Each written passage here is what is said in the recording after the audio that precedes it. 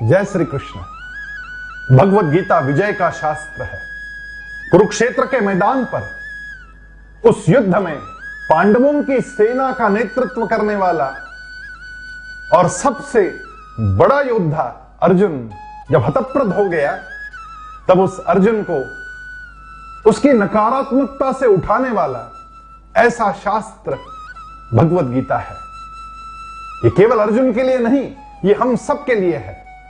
जो जो लोग नेतृत्व करते हैं उन सब के लिए विजय के अनेक मंत्र भगवत गीता में आते हैं। कर्मयोग भगवत गीता का 3रा अध्याय। इस अध्याय में भगवान कहते हैं, देवान भावयतानेन ते देवा भावयन्तु वह परस्परम भावयन्त श्रेय परम वाप्स्यथ। परस्परम भावयन्त, भगवान और भक्त दोनों एक दूसरे से स्नेह करते हैं। भगवान के बिना भक्त अधूरा है और भक्त के बिना भगवान अधूरे हैं। दोनों मिल जाते हैं और एक दूसरे के लिए कुछ करने लगते हैं तो दोनों मिलकर आगे बढ़ते हैं। श्रेय परम वाप्स्यथ, विजय की ओर बढ़ते हैं। हम परिवार में नेतृत्व कर रहे हो या हमारे व्यवसाय का नेतृत्व कर रहे हो या किसी सामाजिक संस्था में हम नेतृत्व कर रहे हो, यह संघ भावना बड़ी महत्वपूर्ण है। हम और हमारे सहयोगी सब एक दूसरे के साथ बैठे, एक दूसरे से स्नेह करें, एक दूसरे को समय दे, मिलते रहे, मीटिंग्स करें, परामर्श ले, बात करें और आगे बढ़े। यह बहुत महत्वपूर्ण होता है विजय के लिए। मैं अक्सर बच्चों के साथ काम करता हूं। एक बार मैंने छोटे बच्चों से कहा, जो कि पहली दूसरी कक्षा में पढ़ने वाले थे, उनसे कहा कि अपने घर का चित्र बनाओ। बच्चों ने चित्र बनाया।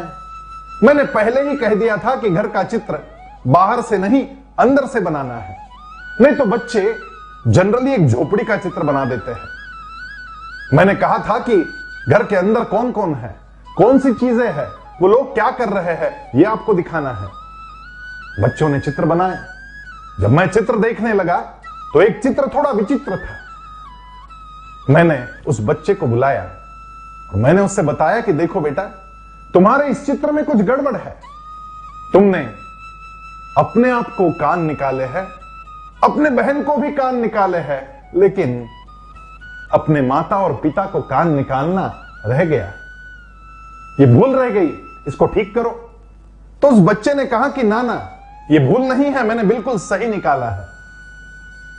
तो मैंने पूछा कि क्या उनको कान नहीं है, क्या वो सुन नहीं पाते? मुझे लगा हो सकता है कि वो बहरे हो, लेकिन बच्चे ने जो बात कही वो सुनकर मैं चकित रह गया। बच्चा कहने लगा कि कान तो है उन्हें, सुन तो वो सकते हैं लेकिन सुनते नहीं हैं। सुन तो सकते हैं लेकिन सुनते नहीं हैं। बच्चे ने जो बात कही वो उसके घर के वातावरण को दर्शाने वाली थी। जिस घर में एक दूसरे को सुनने का समय नहीं, जिस घर में एक दूसरे को सुनने की आदत नहीं, उस घर में वातावरण कैसे होगा यह पता चल जाता है। हम लोग कहीं पर भी नेतृत्व करते हो, हम लोगों को मिलते रहना चाहिए, सुनते रहना चाहिए, मीटिंग्स करते रहना चाहिए। जब हम लोग इस प्रकार से मिलना आरंभ करते हैं तो शुरू में थोड़ी गड़बड़ निश्चित होती है। पहले फॉर्मिंग होता है, हम सब एक टीम को फॉर्म करते हैं, एक संघ बनाते हैं। फिर थोड़ा स्टॉर्मिंग भी होता है, थोड़े मतमतांतर होते हैं, थोड़े वाद प्रतिवाद भी होते हैं, थोड़े मतभेद होते हैं। मतभेद होने में कोई गड़बड़ नहीं, मनभेद नहीं होने चाहिए। जब फॉर्मिंग होता है, स्टॉर्मिंग होता है, लेकिन मनभेद नहीं होते, तब नॉर्मिंग होना शुरू होता है।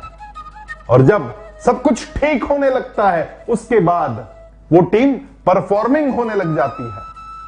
फॉर्मिंग, स्टॉर्मिंग, नॉर्मिंग और परफॉर्मिंग, यही मार्ग है विजय का। संवाद के साथ में एक दूसरे को सुनते सुनते, एक दूसरे का परामर्श लेते लेते आगे बढ़ना, यही विजय का मार्ग है। और भगवान यही बात कह रहे, देवान भावयतानेन ते देवा भावयन्तु वह परस्परम भावयन्त। एक दूसरे के साथ स्नेह करते करते आगे बढ़ेंगे तो क्या होगा? श्रेय परम वाप्स्यथ, हम लोग विजय की ओर निकलेंगे। हमारे कल्याण का ये मार्ग है, भगवान का ये मंत्र हम लोग अपने हृदय में रखें, आगे बढ़े और विजय प्राप्त करें। जय श्री कृष्ण।